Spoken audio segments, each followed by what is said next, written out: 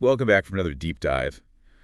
And today we're going to be venturing into the dark web, but not for the reasons you might think. Yeah. We're not here to just look at all the scary stuff and No. the crazy things that go on there. We're actually going to be examining what we can learn from these stories people share about their experience on the dark web. That's right. We have three fascinating accounts that we pulled from online forums, people claiming to have firsthand experience with the dark web. Okay. One alleges witnessing a live torture video and receiving threats from the site's admins. Oh, wow. Another is from a woman who says she was hired as a hitwoman to kill her own father. Oh, my gosh. And finally, we have the story of an identity thief detailing his elaborate methods, but with a twist. He claims to be an ethical scammer. Okay, so let's start with the first story. This comes from Darius. He claims he stumbled upon a live stream of a torture session on the dark web. And then after trying to leave the site, he received threats, including details about his real identity. Yeah. What do you make of this? Well, if true, Darius's experience highlights the potential for psychological harm on the dark web. Imagine the impact of witnessing such extreme violence firsthand. Right. It can be deeply traumatizing. And the threats he received afterward, add another layer of fear and manipulation. Right. It definitely raises questions about the safety of those who venture into these hidden corners of the internet. But it also makes you think, why would someone even share such a disturbing story online? What could be the motivation for that? Yeah. Well, there could be several reasons, Some people might be seeking validation or attention. Others might be warning others about the dangers they encountered. Or perhaps they're hoping to find support or understanding from those who have had similar experiences. Yeah, that's a good point. It's easy to forget that behind these anonymous online personas are real people with complex motivations and emotions. Let's move on to the second story. This was particularly shocking. A woman claims to have been hired as a hitman to kill her own father. Yeah. She even attempts to justify her actions by alleging that he was a pedophile. Right. I mean, what a story. Yeah, this account raises a lot of red flags. Yeah. The details are graphic and the justification provided is deeply unsettling. It's crucial to approach this story with a healthy dose of skepticism. I agree. On the one hand, it's hard to fathom someone admitting to such a horrific act online. But on the other hand, the dark web provides a level of anonymity that could embolden individuals to share things they would never reveal in the real world. Precisely. We need to consider the possibility that this is a fabrication Right. or an exaggeration. However, if we assume for a moment that her story is true, it raises profound questions about the dark web's potential role in facilitating violence and the moral complexities involved. Yeah, it also makes you think about the potential psychological impact of operating in such a dark and hidden world. Could someone truly become desensitized to violence to the point where they could carry out such an act? That's a question worth exploring. The dark web can be a breeding ground for extreme ideologies and distorted worldviews. Exposure to violent content and interactions within those communities could potentially warp an individual's sense of morality and empathy. It's a chilling thought. Yeah. Okay, before we delve into the third story, I want to pause here and ask you, the listener, what are your initial reactions to these first two accounts? Do you find them credible? What questions are swirling in your mind? Take a moment to reflect on these stories before we continue our deep dive. So picking back up with that woman claiming to be a hit woman for hire, Yeah. it's certainly a story that forces us to confront the darker potential of the dark web. Yeah, it really does make you question how much of what we read online can we actually believe.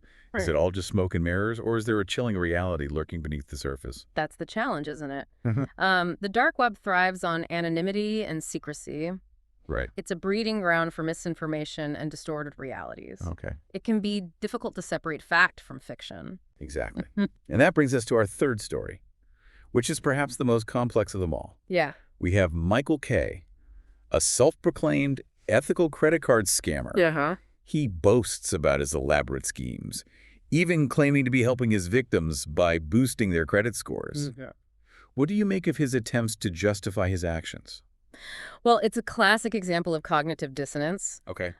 He's trying to reconcile his illegal actions with his self-perception as a good guy. Right. By creating this narrative of being an ethical scammer, he's trying to minimize the harm he's causing and make himself feel better about his crimes. Fascinating, isn't it? He talks about risk assessment, contingency plans, even using a pen camera to film unsuspecting shoppers.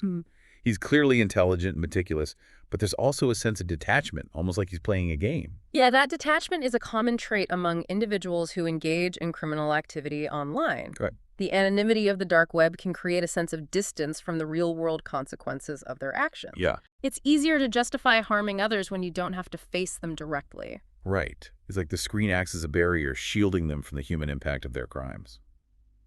But Michael's story takes a sudden turn. He describes a break-in at his home.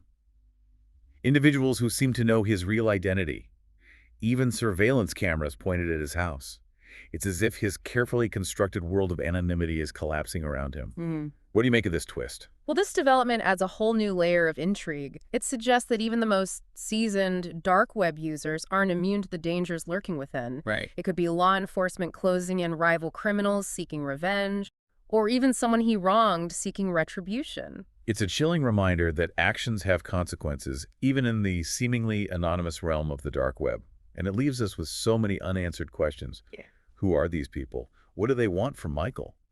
Did his past finally catch up with him? The uncertainty is what makes it so compelling, isn't it? It highlights the inherent risks and unpredictability of operating in a world shrouded in secrecy. Absolutely.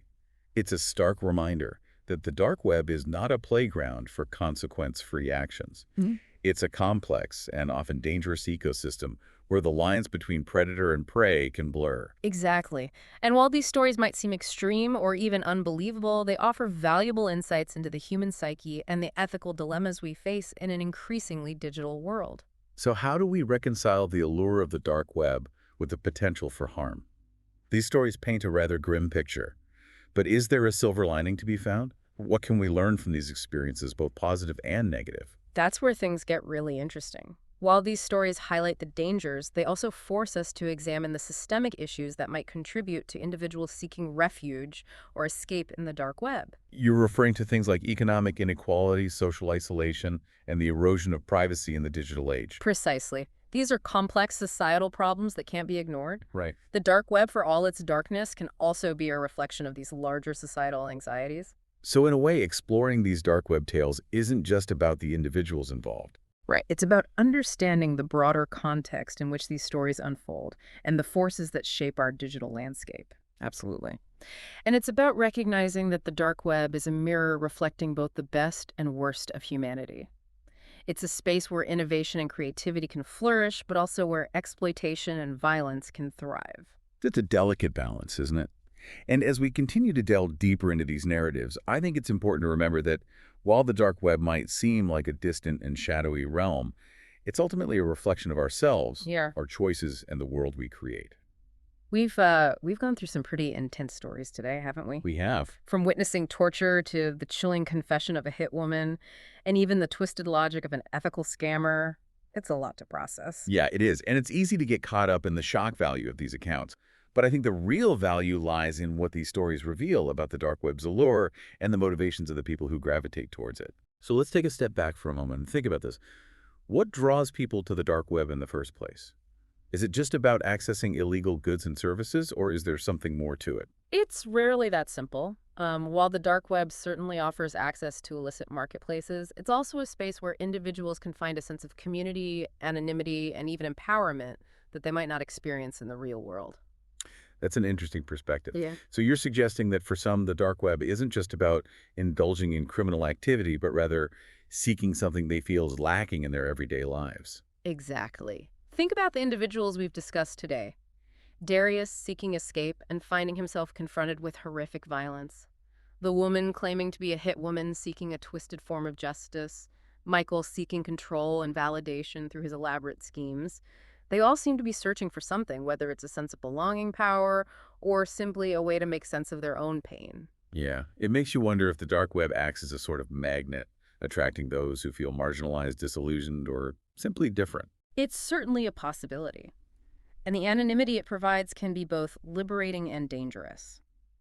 It can allow individuals to express themselves freely, explore taboo subjects, and connect with like-minded individuals. But it can also embolden those with harmful intentions, shielding them from accountability and amplifying their darker impulses. It's a double-edged sword, isn't it?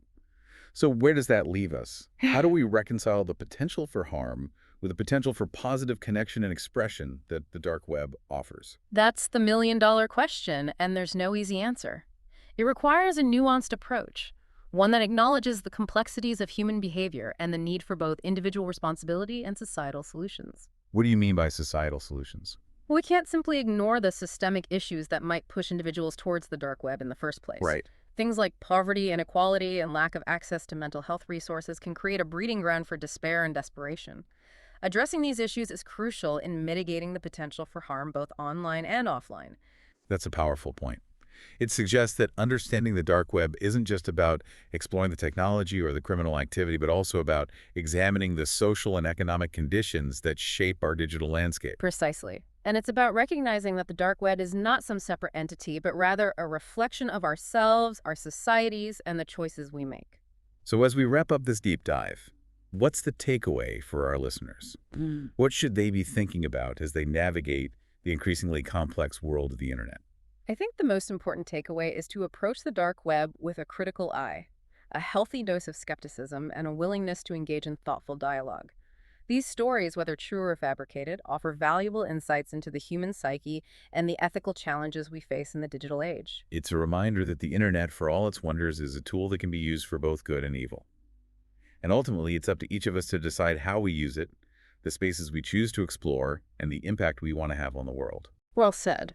And remember, even in the darkest corners of the internet, there's always a glimmer of hope, a potential for connection, growth, and understanding. It's up to us to seek it out and nurture it. Thanks for joining us on this deep dive. We hope it sparked your curiosity, challenged your assumptions, and left you with a renewed sense of wonder and responsibility as you navigate the ever-evolving digital landscape.